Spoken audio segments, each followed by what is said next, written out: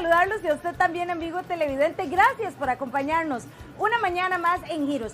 Iniciamos con un tema que nos interesa a todos los conductores, sobre todo aquellos que han tenido algún choque, alguna pequeña colisión o percance y tienen su vehículo en el mecánico asegurado por el INS. Vamos a hacer contacto directo con la licenciada Grace Segura, quien es la jefa de la Dirección de Seguros de Automóviles. Doña Grace, muy buenos días, muchas gracias por acompañarnos en Giros. ¿Cómo funciona esta aplicación que ahora tienen ustedes en el INS y que me va a permitir ver el estado de reparación de mi vehículo? Muy buenos días. Efectivamente, para el INS es todo un honor y un placer el poder poner a disposición de nuestros asegurados el uso de tecnología para que puedan tener un poquito más de transparencia, para que puedan conocer específicamente qué es lo que sucede cuando ocurre un accidente. La gente generalmente no conoce, ¿verdad?, términos de seguros, y cuando enfrenta un accidente busca de alguna manera información.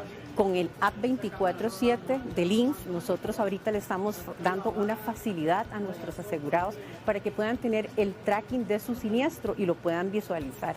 En caso de que una persona pues tenga, digamos, un accidente, si ya es usuario del app 24/7 nuestro, pues ahí puede ingresar su usuario, la contraseña, y puede hacer la verificación del siniestro. Ahí le va a ir diciendo cuáles son las principales etapas.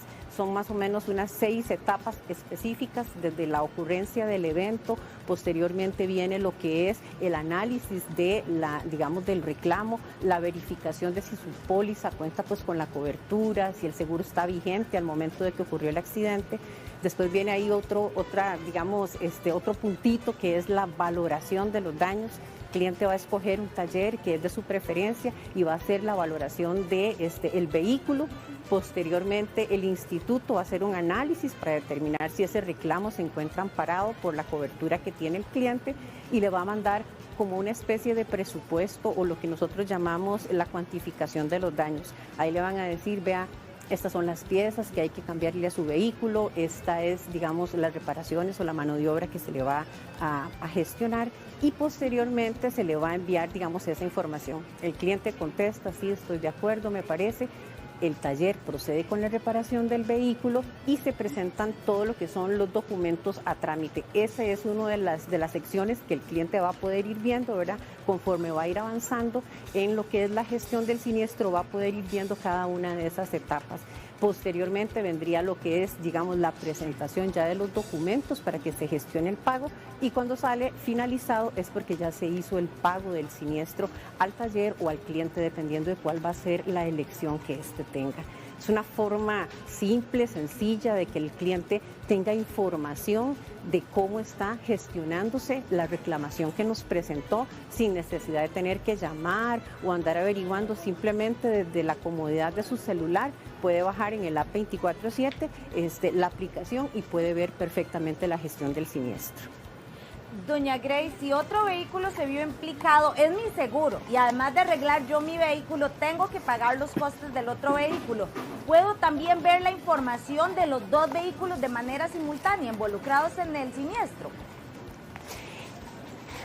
Vieras que, esta aplicación es específicamente para los datos del vehículo asegurado. ¿Por qué? Porque tenemos que resguardar, digamos, la información de cada uno de nuestros clientes. Entonces, en esta primera etapa que estamos aplicando en este momento, la ley nos permite que el cliente pueda ver la información de su siniestro. A futuro vamos a ver cómo podemos de alguna manera gestionar alguna otra alternativa que le permita, si yo soy el responsable y con mi póliza se están pagando los daños del otro vehículo, poder gestionar o visualizar algún tipo de información. Pero en esta primera etapa es únicamente sobre los daños del vehículo en sí, del asegurado. Doña Grace, muchísimas gracias por la información, y pues a tenerlo presente, ya sabe usted, con la aplicación en su celular lo puede visualizar. Vea, huela la delicia. Usted se imagina ir a la Copa Costarricense del Pan, ir al Nacional y probar las delicias que usted está acostumbrada. Vea nada más este pan. Tengo a Choché Romano. ¿Qué está haciendo aquí? Primero que todo. Segundo, Héctor Montanari y Cristian. Bienvenido. ¿Cómo está, verdad? Me sentí raro, man. No se equivocó el canal. Es que yo le decía a Ítalo, si es una charla de ingeniería, de contabilidad, yo no tendría que hacer nada, pero es comida, hermano. Aquí tiene que estar. Universal de Alimentos dijeron, ¿a quién podemos contratar que digan, sí, le creemos de comida? Choche, Choche, ¿y qué hermano, está pasando? Vea, vamos a disfrutar este próximo 27 de la final de la Copa Costarricense del Pan. Vamos a tener shows de comedia total y completamente gratuito para que la gente vaya. Hay shows, talleres, tienen que acercarse porque todas estas delicias, más lo que van a aprender a hacer, tienen que estar en el Estadio Nacional este próximo 27. Ahora, y si hablamos de eventos, Héctor Montanari. Ahora, increíble, montar el Nacional para que la gente vaya y disfrute de esto. Sí, no, gracias a Dios por la oportunidad y a Universal de Alimentos que confió en nuestro trabajo. Unido a lo que es la Copa Costarricense del Pan, vamos a tener el Universal Fest, que es tener los mejores expositores del mercado nacional en todo lo que es esta industria a disposición del público. Perdón, el ganador se va para Francia, ¿cómo es la cosa? El ganador, una eliminatoria de todas las provincias y va a haber un participante por provincia precisamente en la Copa Costarricense del Pan que va a ir a representarnos como país a esta Copa Internacional. Cristian, desgrana estas delicias, ¿qué trajo entonces acá? Así es, bueno, esto es una pincelada, ¿verdad?, de lo que va a hacer en el estadio, de las cosas que se van a exhibir para este gran evento, parte de la pastelería y lo que es la panadería. Como pueden observar por acá, todas estas delicias. Ahora, pan de calidad, hablamos ¿cómo sabemos que realmente es un pan de masa madre? Ok, eso va mucho en esto, en el crunch que tiene acá. Véalo ahí. Y la parte de lo que son los arbiolos. Ajá. ¿Qué es eso? Perdón. Más o menos, Okay, me dejó como loco. El arbiolo es esta parte que se ve acá, como decir los agujeros en el pan.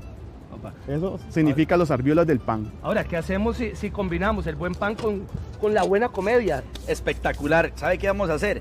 Es muy importante que la entrada al festival es gratuita, pero a la final tiene un valor de 1,000 colones. Bueno. Porque todo lo que se recaude va a ser donado a la Fundación Posada de Belén. Posada de Belén. Sí. La fundación... Héctor, como lo ensayamos, Posada de Belén. Sí. Menos panza para Choche. Ahora, vamos a ver, ¿qué más tenemos? Dulcitos, vamos con los dulcitos. Tenemos lo que es la parte de repostería, ¿verdad? Todo lo que es el hojaldeado, porque todo eso tenemos lo que son la parte de bollería, lo que es el hojalde y también tenemos lo que es la figura artística en la copa de la final del pan. A la gente le encantan los quequitos en vivo, ¿van a hacer todo eso? Vamos a ver charlas, ¿verdad? Realmente tenemos lo que vienen chefs nacionales e internacionales durante todo el evento, van a haber charlas, ¿verdad? Aproximadamente son 20 charlas durante todo el día. Podemos ver este quequito espectacular que tenemos aquí. ¿Cómo le da este toquecito así de vidrio? Eso es un efecto que se le llama la técnica de craquelado, ¿verdad? Se hace a base de un ganache, igual utilizando un dióxido de titanio para que haga ese efecto por acá. Ahora, la delicia. A la hora de hacer un queque, ¿cómo sabemos que podemos transportarlo tranquilamente? Porque a veces el cumpleaños es en Turrialba y duramos hora y media. Exacto. Bueno, realmente eso va mucho en la pasta que usted realice para que tenga esa estabilidad. Hoy en día han utilizado un tipo de pinchos especiales que son comestibles de chocolate para que así tengan esa estabilidad. Por favor, no le metan la cara a los chiquitos al queque. Ya El eso queque, no se hace. Ya eso pasó de moda. Por eso ahora usamos lo que son los pinches de chocolate para que así no haya peligro en esa parte. Chuche, una vez le metieron la carita varias veces, ¿no? Sí. ¿No ve? ¿Cómo? Pero vea, le voy a dar un consejo. Yo que estuve en Universal de Alimentos, pruebe esos pinchos de chocolate. Sí. Así solo, literalmente, como snacks. Una delicia. Vea, cabe resaltar también, chicos, que vamos a tener acá un campeón mundial, ¿verdad? Josep Pascual desde España va a estar dando capacitaciones. Hemos tenido en Costa Rica campeones de todas las gamas deportivas, de matemáticas, y en esta ocasión del pan va a ser otro nivel. Nos encantaría que estuvieras ahí, por supuesto, para que disfrutes de todo. Choche, Héctor, Cristian, les agradezco mucho. Gracias. Copa Costarricense del Pan. Y Universal Fest. Por supuesto que sí. Universal Fest. También vamos a tener muchísimo entretenimiento y invitarlos a que sigan las redes sociales de Universal de Alimentos y Full Party Eventos, donde está toda la información. Muchachos, muchísimas gracias. Las baldosas hacen que se vea la casa lindísima. Usted puede darle un giro al baño o incluso a la cocina. Roy Barbosa está con nosotros para mostrarnos. Don Roy, buenos días. Por favor, arranquemos con estos mosaicos que uno creyera, ¿verdad?, que hay 4, pero en realidad esto es uno solo. Así es, muy buenos días. Esto es un mosaico o un hidráulico que tiene diferentes formas y en esta ocasión lo traemos en un formato más grande, un formato de 67 por 67 rectificado. ¿Qué quiere decir rectificado? Que puedo instalarlo sin sisa, pero en Costa Rica se recomienda ponerle, aunque sea una sisa de medio milímetro. ¿Por qué? Porque como hay sismos pueden se puede fracturarlo, dañar. correcto. Ahora, don Roy, por ejemplo, ahí hay de un diseño, aquí hay de otro. No hay ningún problema, digamos, que yo los vaya haciendo en combinaciones diferentes. Es correcto, de hecho ellos vienen hechos en su caja, ninguna pieza va a ser igual, todas son diferentes. Páseme si lo ponemos arriba para que, aquí a un un costado. costado. Entonces se ve que es como un diseño parecido, tal vez por los tonos de colores, ¿verdad? Pero las combinaciones son completamente diferentes. Es correcto. Así es, combinaciones totalmente diferentes, es algo un poco rústico que se utiliza, su combinación puede ser con madera. Bueno, hablando de madera, por ejemplo, aquí tenemos estas otras opciones, que aquella parece madera y las de arriba ladrillos, pero Es ya correcto. vienen una pieza mucho más grande. Es correcto, esto es un formato un poco más grande, ya esto viene en un 33 por 67, es un tipo madera que ahora hay mucha combinación. La tendencia ahora son los rústicos. Los rústicos combinan mucho los hidráulicos con los tipos maderas. Ahora, ¿esto tiene algún tipo de textura? ¿Yo lo puedo poner en el suelo o es solo para la pared? Esto es solo para pared, pero en el mercado hay diferentes estilos. Hay fachaletas que se pueden utilizar o azulejos que se pueden utilizar en pared y en piso, pero estas son solo para pared. Perfecto. Por ejemplo, estas otras que tenemos de este lado, ¿verdad? Nos hacen recordar tal vez como tenían antes las cocinas, que dicen que todas las modas vuelven.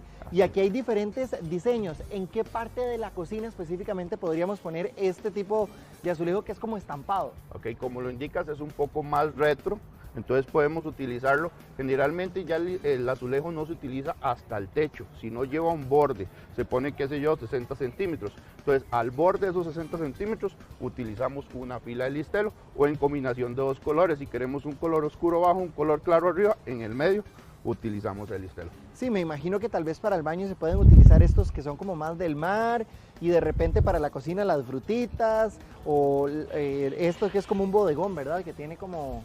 Correcto, es como tacitas. para guindar las tacitas. O sea, hasta abajo hay. Así es. Tenemos este otro también que se puede utilizar tanto en el piso como en la pared. Lo podemos pegar uno con otro porque también es rectificado o podemos cortarlo para hacer insertos.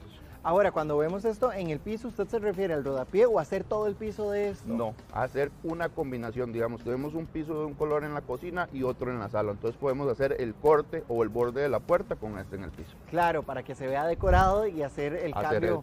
Absoluto. Y hablando de cambios, por ejemplo, aquellas que tenemos allá, me da la sensación que es como una pieza de mármol, ¿verdad? Si vemos esta, por ejemplo, y uno la ve, es como craquelado. Así es, son azulejos porcelánicos que vienen a tener similitud a piedra. Entonces, si lo ves, es como si usted cortara una piedra y esto es su planta. Hay en diferentes tonos. ¿Cuál tono recomendaría usted más para que se vea más amplia la casa? Ok, para ver amplio hay dos cosas, el tono y el tamaño. Cuando tenemos un tono claro, le da más luz también y le da más amplitud. Y si tenemos un tamaño grande, como ves acá en la orilla hay que ponerle sisas o fragua. Entonces, si tenemos un tamaño grande tenemos menos sisas, entonces da más amplitud. También si lo ponemos en horizontal da amplitud y si lo ponemos vertical da altura. Roy, por ejemplo, si tomamos este, ¿verdad? Y lo combinamos de repente en el suelo con otros tonos, ¿lo podemos hacer? ¿O la recomendación siempre es seguir el mismo tono para que pues, se vea, ¿verdad? No, es correcto. De hecho, déjame pasar por acá para mostrarte esto acá de una vez. Estas mallas que tenemos por acá, las podemos hacer en combinación. Entonces, esto se puede cortar al tamaño del gusto de la persona y podemos hacer la combinación, lo que te decía, la división entre los dos colores. Ahora, cuando hablábamos de los listelos, hablamos hace un ratito, ¿verdad? Usted nos decía que lo podemos utilizar, por ejemplo, en la cocina y en el baño. Pero ¿en qué otros lugares lo podemos usar, Roy? Porque realmente el estampado retro, ¿verdad? Para que darle como un estilo más vintage, pues también es muy bonito. ¿Cuál sería la recomendación? Mira, hay personas que lo utilizan en una terraza, entonces tal vez tienen una piscina, entonces quieren darle un borde, un amplio borde como de mar o de playa. Entonces utilizan algo como de peces, algo así, como estos que tenemos por acá. Bueno, esto es para los que no les gusta algo tan llamativo, ¿verdad? Vea, pongámoslos juntos, porque bueno, también se podrían combinar. Es correcto. Es que depende si es para el baño, si es para la cocina. Esto de los peces puede ser para, bueno, como dice usted, si tuviesen piscina, jacuzzi, para dividir la pared, o ahora bien para el baño, ¿verdad? Es correcto, un baño, un jacuzzi, una piscina. y este lo ponemos en combinación con cualquier otro liso, digamos. Es correcto, tenemos algunos otros un poco más lisos, donde no llevan tanto decorativo, por decirlo así. Podemos utilizar uno tal vez como este, que viene en una tonalidad gris, y lo ponemos en medio. Como dividor. Y división. O, como te decía, si utilizas un solo color, lo puedes poner al final. Perfecto, Roy, muchísimas gracias por acompañarnos esta mañana con este montón de opciones y entonces a decorar la casa. Así es, a decorar tenemos gran variedad, puedes ver fachaletas, azulejos, listelos, un poco retro y un poco a la moda. Hay infecciones recurrentes, ¿cuántas veces? Dificultad para respirar, ¿cuántas situaciones podrían considerarse verdaderamente de emergencia que uno literal tiene que salir soplado a atenderse? Bueno, justamente, ¿quién más que el experto en toda esta temática? El doctor Jorge Spitaleta. Doctor, muy buenos días. Buenos días, Patricia. ¿Cómo saber, cómo medir, verdad? Así como ustedes en los hospitales que tienen como colores, ¿verdad? ¿Cómo medir nosotros si verdaderamente tenemos que salir disparados? Bueno, hay cosas que se presentan de imprevisto que normalmente uno debería tenerlas en cuenta y en mente, como por ejemplo, si usted empieza con una dificultad respiratoria súbita, que definitivamente siente que no puede respirar, un dolor en el pecho opresivo que dura más de 10 minutos, que no es lo típico, si hay alguien que tiene alteración del estado de conciencia. Estas son situaciones que llamamos emergencias y uno debería pues dividir, y esto es parte de lo que hacemos normalmente en los hospitales, dividir si es una emergencia o una urgencia, que a veces uno tiende como a intercalar los términos o a ponerlos sin ninguna diferenciación. Inclusive la OMS hace diferenciación en esa par de términos. Entonces, una emergencia es una situación que amerita un tratamiento inmediato y en el cual corre riesgo inminente la vida. Si no se hacen intervenciones inmediatas, realmente la vida corre riesgo. Una urgencia es una situación médica que ocupa tratamiento, digamos, con relativa celeridad, pero que en realidad no está corriendo en riesgo la vida. Carácter de vida o muerte. De vida o muerte, digamos. exacto. Entonces, un dolor de cabeza severo, pues usted puede considerarlo una urgencia. Algunas infecciones se consideran una urgencia, más no una emergencia médica. Queremos invitar a los amigos que nos están viendo en este momento y todos los que nos estén oyendo o estén en la compu ahí, estamos en vivo en Facebook Live, así que para que se conecten, hagan las consultas, que el doc se las va a contestar inmediatamente aquí en vivo. Doctor, ¿en qué momento, digamos, se requiere la intervención de un especialista en esa situación, por ejemplo? Por ejemplo, y lo más frecuente, digamos, son los ataques cardíacos, lo que la gente llama un ataque cardíaco, que es realmente un infarto, o un paro. Pues esto ocupa realmente una intervención inmediata. Por ejemplo, un paciente que presenta un paro cardíaco secundario a un infarto, obviamente lo primero es dar las maniobras de RCP para sacarlo del paro, pero aún en el transparo, aún durante el paro, este paciente puede ser llevado a una sala de hemodinamia e intentar abrirle la arteria culpable que le causó el paro cardíaco a este paciente y este paciente recuperarse. Lo mismo puede ser, por ejemplo, con algunas otras patologías como la embolia pulmonar, que es muy frecuente en pacientes posoperados, en obesos, en pacientes encamados. Entonces, este paciente presenta una dificultad respiratoria, puede presentar un paro cardiorrespiratorio y aún durante el paro cardíaco se le pueden administrar medicamentos para intentar abrir esa arteria para mejorar el pronóstico de este paciente. Entonces sí son situaciones realmente que ya llevan el límite, digamos, de que el paciente puede morir si no se realiza una intervención. Estas son en las cuales definitivamente la intervención de especialistas pues puede causar precisamente esa diferencia. Ahora que usted dice paros, ¿verdad? O ese infarto que a todos le tememos en ese momento donde alguno a lo mejor tiene alguna condición, pero que además le empieza ese dolor, esa presión en el pecho. ¿Cómo intervenimos esas situaciones? ¿En qué momento verdaderamente uno está en una emergencia? Bueno, definitivamente todos los dolores torácicos deberían considerarse prioritarios. Si es un dolor que viene y va, que aumenta con la respiración o con los movimientos, probablemente este no es un dolor realmente de origen cardiovascular. El dolor de origen cardiovascular generalmente se caracteriza porque es en reposo, es opresivo, normalmente del lado izquierdo lo consideramos por arriba del ombligo hasta las mandíbulas, la irradiación, por ejemplo, a mandíbula es típica del dolor de origen cardiovascular, se irradia a los hombros, no necesariamente al hombro izquierdo, puede ser igual al hombro derecho, normalmente lo asocian al hombro izquierdo, puede ser a cualquiera de los dos hombros, pero es un dolor que permanece más allá, que normalmente a pesar de que yo esté en reposo, de que yo acueste al paciente, el dolor persiste, la gente lo refiere como una sensación inminente de muerte, o sea, la gente te dice, este dolor nunca me ha dado y siento que me voy a morir de este dolor literalmente, entonces es algo que definitivamente tenemos que llamar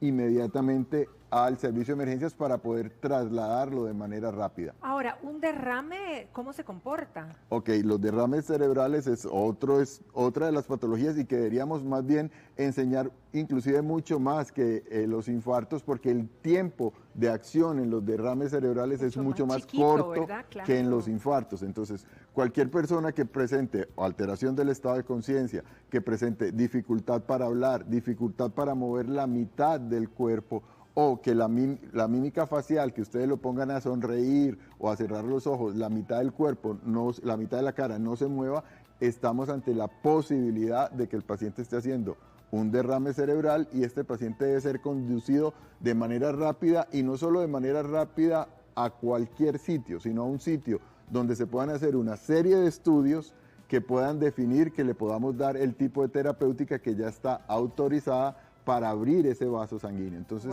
por eso es que a veces decimos que si una persona está sufriendo un derrame, es muy complejo llevarlo nosotros mismos, transportarlo nosotros mismos al centro médico más cercano, sino que deberíamos activar todo el sistema de emergencias para que una vez evaluado este paciente en sitio, puedan decidir que se va a trasladar a alguno de los hospitales donde puedan realizarle una tomografía de manera temprana y poder utilizar el tratamiento indicado. Entonces, no necesariamente es coger al paciente y transportarlo, montarlo en el carro y llevarlo nosotros, sino que a veces es mucho mejor medida activar el sistema de emergencias y esperar ayuda. Que los expertos decidan qué hacer, digamos, en ese caso. Exactamente, diferente es, por ejemplo, si el paciente está sangrando. Si tuvo una lesión que esté sangrando, pues obviamente vamos a crear presión, podemos intentar hacer un torniquete, si es en una extremidad, y trasladar ahí sí lo más rápido a un centro donde le puedan prestar atención. Pero hay ciertas patologías médicas que es mejor ubicarnos y definir hacia qué sitio vamos, a diferencia de, por ejemplo, si es un accidente con un sangrado importante. Por ejemplo, doctor, los cuadros virales en el país, ¿verdad?, son tremendamente recurrentes. Paula nos escribe y nos dice que tiene un pequeño de 6 años que ha tenido que salir corriendo una y otra vez con un cuadro, ¿verdad?, que son emergencias, literalmente, dependiendo del caso. ¿Qué podríamos aconsejarle a ella? Okay. Primero, pues en un pequeño que hace recurrencias, hay que ver si está haciendo además broncoespasmo, si está asociando algo que llamamos bronquitis asmatiforme o asma. Entonces, si hay alguna terapéutica que podríamos darle a estos pacientes para cuando inicia la crisis, evitar que esa crisis avance. Si es un cuadro infeccioso respiratorio, pues habría que definir por qué está haciendo cuadros recurrentes, hay que definir si tiene esquema completo, por ejemplo, de vacunación, si está vacunado contra influenza, si a pesar de esto tiene múltiples recurrencias, definir si ocupa algún otro tipo de medicamentos que ayudan a prevenir de alguna manera los procesos infecciosos. Obviamente los procesos infecciosos respiratorios, lo más peligroso es que lleven a problemas ya más graves como un paro respiratorio, que ocupen ventilación mecánica y esto. Pero si el proceso respiratorio lo que nos está llevando es, por ejemplo, a broncoespasmo, que es una crisis asmática que ya a los 6 años perfectamente se puede dar, por debajo de los 2 años no lo consideramos, pero por arriba de los 2 años sí, entonces debemos definir si este paciente es candidato a algunas terapias que pueden mejorarle y evitar que una crisis lleve a una crisis severa. Ahora, Sonia, por ejemplo, nos comenta que cada vez que se levanta por la mañana, ¿verdad?, o así como cuando ya está por levantarse, hay como una pequeña falta de aire, como que se ahoga. Y ella, la duda es que si esto le está alertando algo, ¿qué le podríamos recomendar a ella? Pues probablemente sería prudente hacerse algún grupo de estudios, definir si no es hipertensa, si no tiene problemas de tiroides, si no está haciendo, no necesariamente esto quiere decir nada, a veces con cambios súbitos de posición, dependiendo un poco de cómo esté nuestro tono de los vasos sanguíneos, podemos presentar inclusive sensación de mareos, podemos desmayarnos inclusive si cambiamos muy rápido de posición. Entonces hay que ver si es esto, hay que ver si no tiene, por ejemplo, si es después de estar dormida durante toda la noche, si no tiene un proceso de un reflujo gastroesofágico que le produzca un poco de irritación, un poco de tos posterior a estar acostado, y esto le produzca simplemente esa sensación de dificultad respiratoria. No necesariamente es algo grave, pero sí es prudente que consulte y defina algunas peculiaridades de ese problema y poder evitarlo simplemente para que no le cause problemas a posterior. Sí, claro, no claro. parece ser, si se resuelve con solo caminar o de moverse rápida después de esto y pasa rápidamente, no parecía ser una emergencia o algo que amerite ir a un servicio de emergencias, pero que sí definitivamente pues estudiarse. Yami Venegas, 53 años, y nos dice que sí, que tiene un dolor en el sector izquierdo, ¿verdad? Que le molesta frecuentemente. Ok, si el dolor se presenta permanentemente, muy rara vez va a ser de origen cardiovascular. Hay que ver si lo asocia con algún tipo de movimiento especial, con la respiración. Tenemos muchas articulaciones que pueden molestar. A veces posterior a infecciones virales se inflaman algunas articulaciones que unen el esternón con las costillas y esto es muy doloroso. Es un dolor punzante que empeora cuando yo respiro profundo, que mejora con la expiración, que no tiene que ver, que cambia a veces con las posiciones, por ejemplo. Entonces, si el dolor es variable, si cambia con las posiciones, si cambia con la respiración, probablemente no sea un dolor de origen cardiovascular. De todas maneras, pues las mujeres por arriba de los 55, ella tiene 53, por arriba, ahí en esa edad empiezan, digamos, a equiparar el riesgo cardiovascular con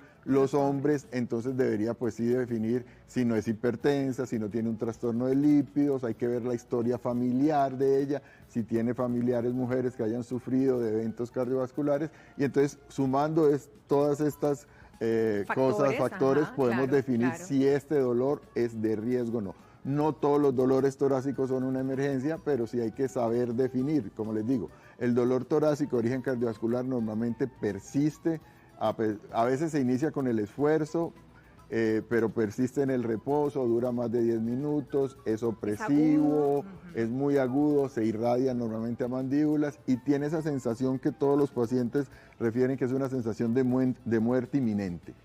Jenny, doctor, nos dice que ella siente espinas aquí en todo este tracto de la garganta que incluso se le bajan por el pecho. Ok, hay que ver si es, por ejemplo, a veces más bien lo que va pasando y que expliqué un poco es que tenemos algo que se llama reflujo gastroesofágico. Entonces, el ácido que sube del estómago por el esófago puede subir hasta arriba. Inclusive hay muchos pacientes que presentan tos nocturna por reflujo gastroesofágico. Entonces hay que ver si esa sensación de ardor, de como las espinas, es simplemente porque está teniendo nada más un reflujo gastroesofágico y obviamente el pH del estómago es completamente diferente al pH del esófago y ese ácido irrita, quema y produce esa sensación como de dolor punzante. Esa es una de las causas. Obviamente pues habría que definir ese dolor, cuándo lo presenta, cómo lo presenta y probablemente el estudio inicial que le recomendaríamos es acudir donde un médico, definir si hay que realizar una gastroscopía para definir si presenta un reflujo gastroesofágico. Tenemos también a Sofía Canale que ella pregunta cómo reaccionar frente a un infarto cerebral. ¿Qué podemos hacer? Básicamente es tener el paciente en reposo y pedir ayuda, o sea, activar el 911.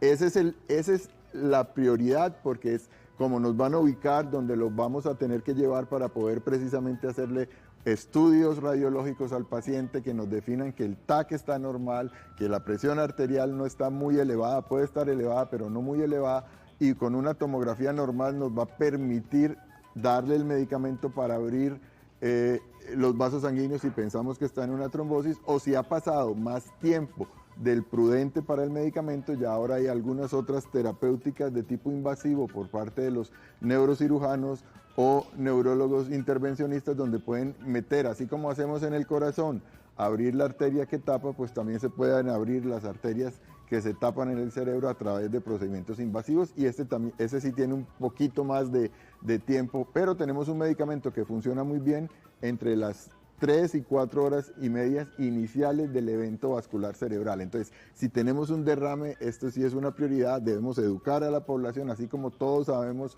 del infarto, educar a la población, debería haber una activación del sistema de emergencias para los derrames cerebrales, porque definitivamente los derrames cerebrales dejan secuelas a largo plazo, dejan deshabilidades, entonces debemos poder llevar rápidamente a estos pacientes para evitar todo esto. Doctor, son muchísimas preguntas las que se generan en el Facebook Live y otras de Shirley, que ella habla de las alergias alimentarias, ¿verdad? O que eventualmente pudieran ser de medicina, una intoxicación, algo así. ¿Qué hacer? Ok, bueno, normalmente los pacientes que son alérgicos lo saben, evitar, preguntar siempre, porque a veces hay contaminaciones cruzadas, entonces preguntar siempre con qué cocinan y obviamente evitar medicamentos, no tomarnos los medicamentos que nos recomienda el vecino, sí. Porque a veces no sabemos, a él le puede funcionar, pero usted puede ser alérgico a eso y tener una reacción alérgica.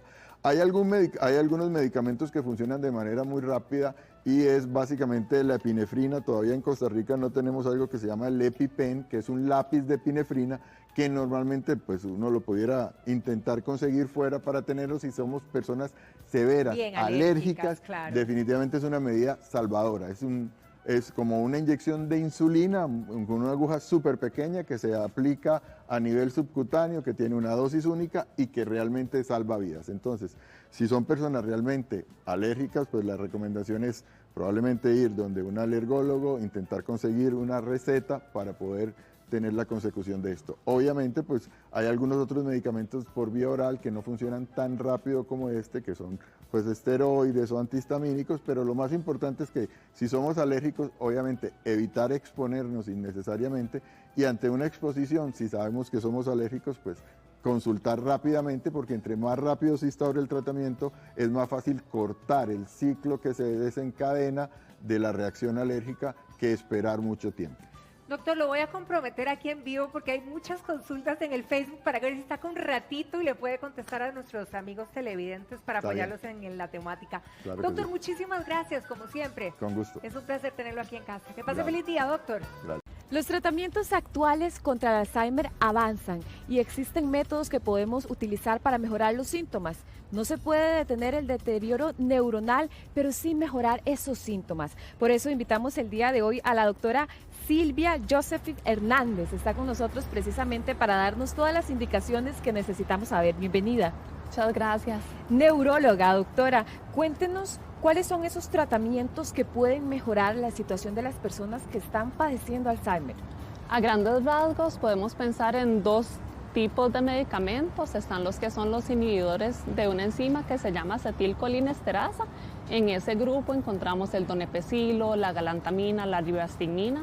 Y luego otro grupo que es un medicamento que se llama memantina, que disminuye la excitotoxicidad por glutamato. Yo sé que son palabras medio complicadas, yo sé, pero básicamente uno piensa en estos dos grupos de medicamentos que se usan en distintos momentos de la enfermedad y mejoran lo que es pensar en las memorias o traer esos recuerdos y tal vez pensar un poquito más ágilmente.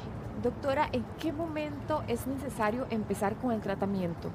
Yo creo que algo que es primordial es saber que el diagnóstico y el tratamiento van de la mano. Es decir, que una persona no debería de recibir estos tratamientos si no le han dado un diagnóstico de una demencia, ya sea por Alzheimer o en algunos casos otro tipo de demencia que se llama por cuerpos de Lewy.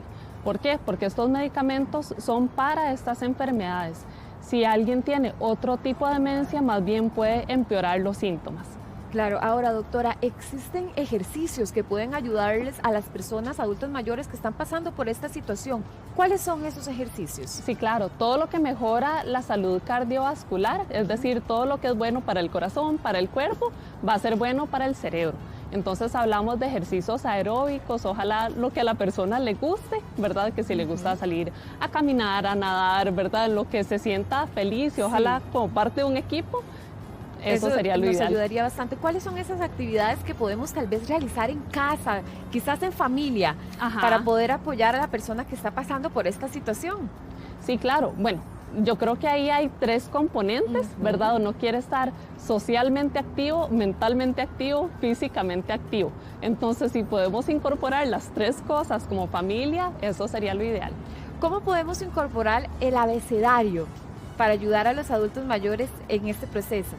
Sí, bueno, de nuevo, cuando uno usa varias funciones mentales, tales como la memoria o el razonamiento, eso ejercita la mente, ¿verdad? Entonces, pensar en el abecedario, pues es una estrategia que utiliza el lenguaje que tal vez no sea la correcta para todos, pero sí es una manera de mantener la mente activa. Hay que ir probando a ver qué es lo que nos gusta y nos funciona a cada uno. Exacto, y ojalá aprender cosas nuevas, ¿verdad? Bonito. A muchas personas les encanta leer el periódico. ¿Esto podría ayudarnos durante este proceso? Sí, siempre y cuando sea lo que a la persona le gusta, ¿verdad? Yo soy de la filosofía de que no hay que obligar a nadie a hacer nada, ¿verdad? Tal vez no le gusta leer noticias. Pero ojalá impulsarlos, ¿verdad? A aprender actividades nuevas o hacer actividades que mantienen la mente activa y que al mismo tiempo los hace felices. Doctora, hay un congreso en los próximos días sobre este tema. Cuéntanos dónde se va a realizar y cuándo. Es en la Universidad Latina, en San Pedro, este sábado 23 de septiembre, de 8 de la mañana a 4 de la tarde. ¿Quiénes pueden asistir a ese congreso? El público meta son pacientes y cuidadores, pero está abierto a todo público. A todas las personas que quieran aprender, ¿cuáles son los temas que se van a tratar? Van a haber expertos nacionales e internacionales, incluido el doctor Francisco Lopera, que es un ícono mundial de investigación en demencia, y se van a tratar temas desde lo que es terapia física hasta tratamientos, cuestiones legales. Excelente, doctora. Le agradezco muchísimo por estar el día de hoy acá e instruirnos. Muy amable. Gracias. Una trabajadora se accidenta o se enferma, tiene derecho a una incapacidad. Es su derecho, pero siempre es, ¿me mandan a la caja o me mandan al INSS? ¿Cuánto tiempo le pagan esa incapacidad? Hay muchísimas dudas. En este momento yo quiero que agarre su celular, por favor, porque estamos con el licenciado Kendall Ruiz, a que quiero agradecerle la visita, y también que usted haga sus dudas. Estamos totalmente en vivos y gracias a todo el mundo que se está conectando. Vamos a ver. La gente tiene como el pensamiento de que si se enferma, tiene que ir a la caja, y si se accidente, se va para el INSS. Entonces, ¿cuál es la realidad? Sí, claro, bueno, primero gracias Ítalo por la invitación. Tenía rato no estar en la casa de Giros. Saludos a todos los que están en Facebook, compartan ahí. Importantísima esta pregunta porque, en efecto, cuando alguien se enferma, tenemos que tener en consideración que hay enfermedades que son laborales y otras que no. Por ejemplo, si a vos te da una gripe normal, pura y simple, entonces vas a la caja. Pero si es una enfermedad fruto del trabajo, entonces ahí se valora si es el INSS a donde tenés que asistir, o bien si tenés un accidente en el trabajo, que te golpeaste la rodilla o algo un poco más grave, también es el INSS. Pero lo que hay que determinar es si la enfermedad es fruto del trabajo o no, o si es un accidente en el trabajo. Eso es importante lo que usted está diciendo. Cuando una persona se enferma por las condiciones del trabajo, ¿cuáles son las condiciones para que diga, no, váyase para el INSS de una vez? Sí, bueno, el Código de Trabajo regula que el patrono tiene que emitir una boleta, Ítalo, que establece, y es obligatorio, el patrón no puede negarse. Eso es un error muy común que los patronos dicen, no sé si eso es por el trabajo o no. Si el trabajador le dice, mira, esto es porque estaba trabajando y tuvo esta condición, tiene que emitir la boleta, puede poner la salvedad respectiva, pero tener en consideración que se presenta, y entonces el ente es el que va a determinar si el tratamiento es en el INSS o en la caja, y entonces esa respuesta que va a dar el ente es la que tiene que respetar la persona trabajadora. ¿Qué punto acaba de tocar? ¿Cuál es la diferencia entre la atención del INSS y la atención de la caja? Muy bien. Temazo. Sí, temazo, porque la atención de la caja son órganos que el gobierno tiene dispuestos para la salud pública en la caja. El INSS tiene, por ejemplo, el hospital de trauma, que cuando se da un accidente laboral, entonces el hospital de trauma va a atender esa lesión, va a dar ese tratamiento y demás. Entonces, hay como un presupuesto inclusive con respecto al tema de riesgos de trabajo que cubre esas pólizas laborales, y la caja pues es el tema del seguro social. Entonces, de ahí la importancia de determinar cuándo es una enfermedad por el trabajo y cuándo es una normal, común y silvestre, y cuándo es un accidente laboral, para evitar esos problemas. Licenciado, al final uno se enferma y uno dice, pero ¿cómo se paga esa incapacidad y cuánto duran en darme la platita? Hay varios aspectos a tener en consideración. Durante los primeros 3 días de incapacidad, lo tiene que pagar el 50% el patrono. Okay. Si las personas van a buscar en la normativa, no lo van a encontrar así expresamente, eso lo han resuelto los tribunales, lo han aclarado.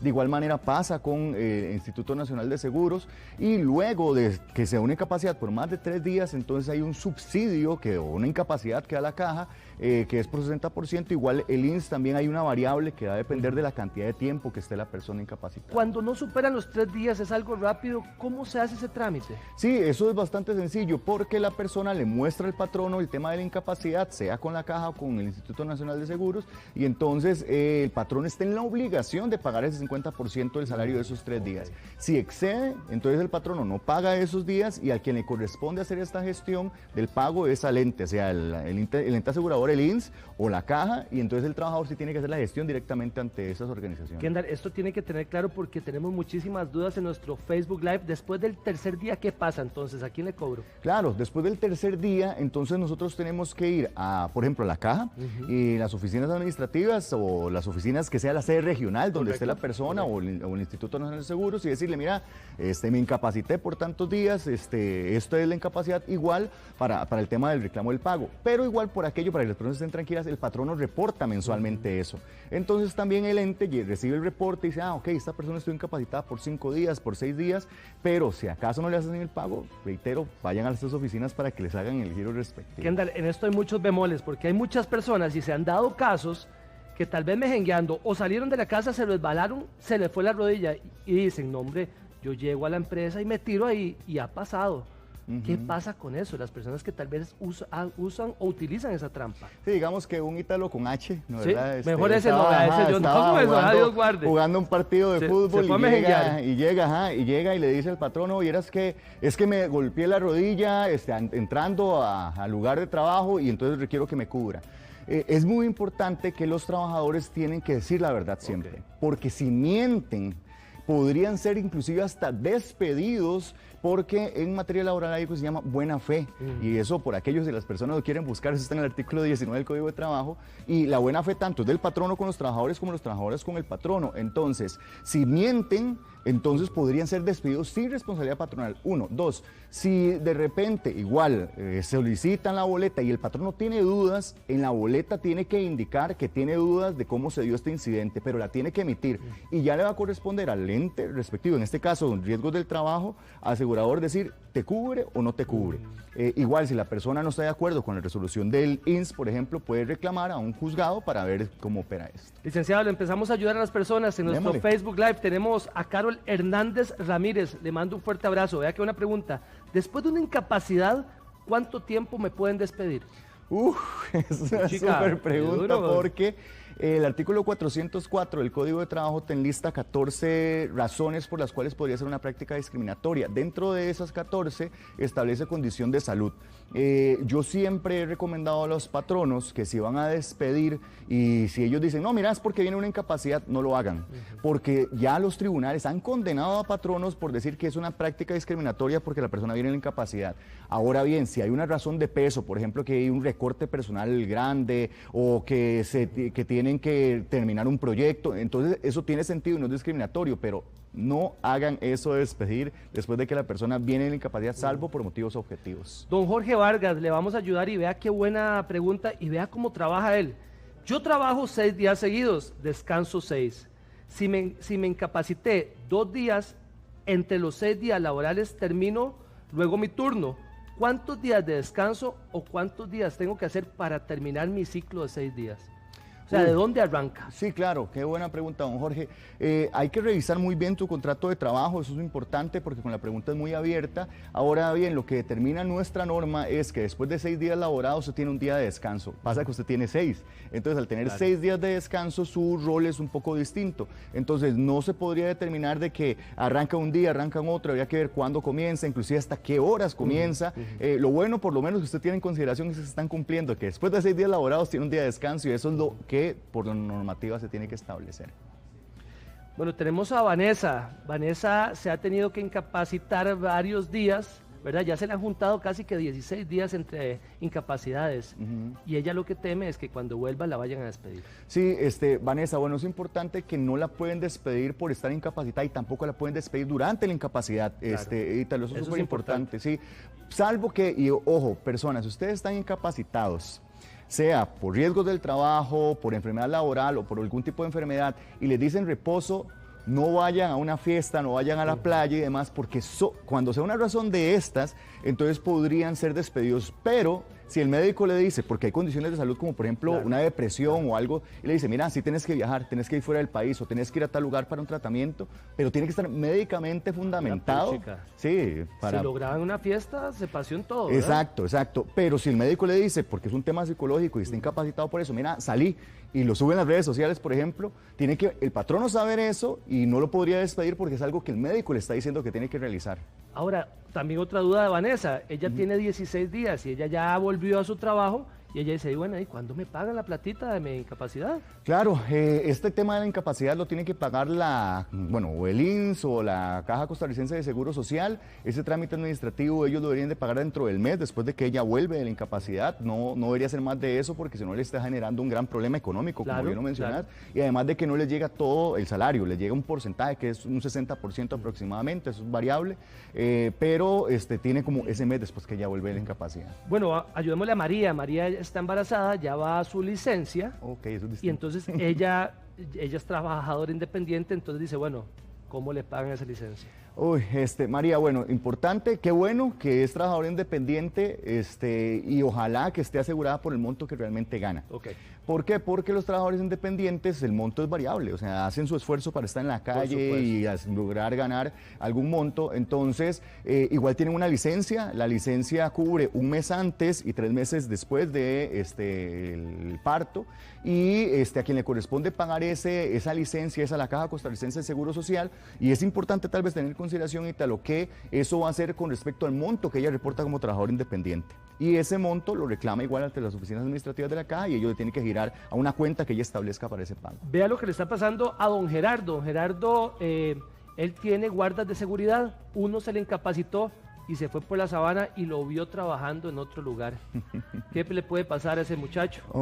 Eso es lo que les decía de la incapacidad, inclusive el caso de don Gerardo es muy común, nos pasó ahorita en la oficina hace poco, de hecho, que había un muchacho que está incapacitado, lo encontraron vendiendo chiles, unas chileras y demás. Entonces, ¿qué pasa, don Gerardo? Tiene que documentarse eso muy bien con videos, fotos, testigos de que la persona no está incapacitada, está mintiendo, y el colaborador, si se determina que está mintiendo, podría ser despedido sin responsabilidad patronal, o sea, no se le pagan ni el preaviso ni la cesantía. Sí le van a tener que pagar siempre el salario, vacaciones, respectivamente, porque le corresponde, y el aguinaldo, claro. Me gusta porque le estamos ayudando a muchísimo y gracias por cada mensaje. Don Ricardo, ¿desde qué momento ya puedo cobrar mi indemnización? Inmediatamente después de que termina durante la incapacidad le tienen que pagar, pero después de que igual termina la incapacidad y no le han pagado, entonces el ente tiene que girarle a la persona dispone de una cuenta bancaria en la que le tienen que depositar, no es como que tiene que ir a las oficinas para que le paguen, entonces le tienen que depositar. Igual, si no le pagan, puede hacer el reclamo administrativo, sea la aseguradora, como el INSS, o sea la Caja, para que le hagan el respectivo pago, no pueden dejar de pagarle. Jocelyn dice que ella trabaja mucho tiempo sentada y que el dolor lumbar no la deja trabajar. ¿Desde qué momento ella puede decirle al patrón, ocupo irme al INSS? Es que esa pregunta es interesante porque muchas empresas ignoran que dependiendo de la cantidad de personas que tienen en el centro de trabajo, tienen que tener inclusive departamentos de salud ocupacional, un comité o un profesional de salud ocupacional. Si hay 10 personas, más de 10 personas, tiene que haber una comisión de salud ocupacional. Si hay más de 50 personas, tiene que haber un experto en salud ocupacional. Eso es importantísimo. Y lo otro es que ella puede ir a donde un médico privado para que determinar si le incapacitan o no le incapacitan, y si le incapacitan, esa incapacidad tiene que ser validada para que le den esta atención médica y que ella no trabaje, o bien este departamento de salud ocupacional dar las instrucciones al patrono que tiene que cumplir para cuidar la salud de la persona trabajadora. Doña Elizabeth, vea qué curioso, porque el esposo es pensionado pero trabaja. se incapacitó 40 días y que dice, bueno, todavía no ha llegado esa platica, ¿qué hago? Ok, la incapacidad con las personas que son pensionadas es distinto el tratamiento, ¿verdad? Hay que revisar esto porque a ellos se les reporta y no se les reporta tanto como la persona trabajadora, sino que se les reporta como, y no tienen el rebajo de persona trabajadora que nosotros tenemos, sino simplemente tienen un rebajo que es para el seguro social. Entonces, igual, como él tiene la pensión, se tiene que revisar ese caso para que le hagan el pago correspondiente de la atención médica. Eso lo va a tener siempre gratuito. Dichosamente tenemos un país que tiene el seguro social, pero el tema de esta incapacidad lo tendrá que ver con el ente a partir también de la pensión que él tiene. Vea, dice Gabriela que si todas las empresas tienen el deber de pagar riesgos del trabajo porque la empresa de ella no lo paga. Sí, esto es obligatorio o sea, no pueden obviarlo, no pueden dejar de pagar ni la caja ni riesgos del trabajo. Y tal vez esto es muy importante porque tenemos un gran porcentaje de trabajadores informales o empresas que no pagan esto y están en la obligación de pagar siempre, sí o sí, el seguro social y riesgos del trabajo. Si no, eso podría ser sujeto a infracción a leyes laborales y podrían sancionar al patrono por eso. Y eso pasa mucho en distintas empresas, distintas oficinas. Hay que tener mucho cuidado con eso. Graciela Navarro, esto es importante. ¿Cuánto tiempo es el periodo de lactancia? ¿Un mes, un año o hasta que el menor deje el pecho? Sí, bueno, tuvimos una reforma reciente que se da, que igual no cambia ni establece un tiempo, pero se viene a proteger mucho a las personas que están en periodo, bueno, lactante, porque es la persona menor de edad, y esto va a depender del criterio médico. Así como puede ser 2 meses, 3 meses, pueden ser 2 años, 3 años, 4 años, pero eso depende del médico. El médico va emitiendo una certificación para determinar cuándo es el periodo de lactancia. Ahora, dice su juez que el esposo tuvo un accidente en la empresa. Llegó al INSS y le dijeron, no, es que su empresa no paga seguro. ¿Qué puede hacer él? Ah, bueno, si se da una situación de esta, igual él va y reclama, el INSS le atiende y si acaso no determina que el ente asegurador no lo va a atender, puede empezar un proceso ante el juzgado para que la empresa pues asuma todos los costos que él tuvo que asumir y demás. Kendall, ¿qué pasa cuando una persona, verdad, necesita incapacitarse, pero el jefe le dice, bueno, si se va a la casita puede que vuelva sin trabajo? Y manejar como ese juego. ¿Qué pasa? ¿Cómo se maneja ese miedo con un patrono? Sí, a ver, lo primero es hacer un llamado a los patronos que ese tipo de conductas, de decirle al trabajador que si se enferma lo van a despedir, es totalmente sancionable y es discriminatorio. Es un derecho de la persona trabajadora a la salud determinar si se incapacita o no se incapacita. Sí le insto a las personas trabajadoras que sean leales también con el patrono porque se han dado casos que mienten con la incapacidad o inclusive piden incapacidades y algunas personas falsifican inclusive las incapacidades. Entonces eso puede ser un riesgo. Que sea real, que si se va a incapacitar sea porque realmente está incapacitado porque el médico así lo determina, pero bueno, que no hagan esas prácticas discriminatorias de decir que los van a despedir si se enferman. Muchísimos comentarios en nuestro Facebook Live. Vamos de a poco. Ahora, el esposo de doña Carmen le dio un leve resfriado o un resfriado, se fue 2 días y llegó la quincena y no se los pagaron. Pero no, fueron 2 días, no. Tienen que pagárselo. Sí, claro, cuando está dentro de los 3 días de incapacidad, el patrono está en la obligación de pagar el 50%. Entonces significa que si son 2 días, le paga 1 día, si son 3 días, es 1 día y medio. Entonces, si es 1 día, entonces es medio día. Así es el ejercicio, pero si excede los 3 días, entonces ya le corresponde al ente respectivo, sea caja o el instituto. Don Kendall, siempre es un gusto tener aquí la firma Celecom. ¿Se compromete a seguir contestándole a la gente que está en nuestro Facebook? Claro, no, con todo gusto. Ahí vamos Mano derecha, ¿verdad? Gracias, licenciado.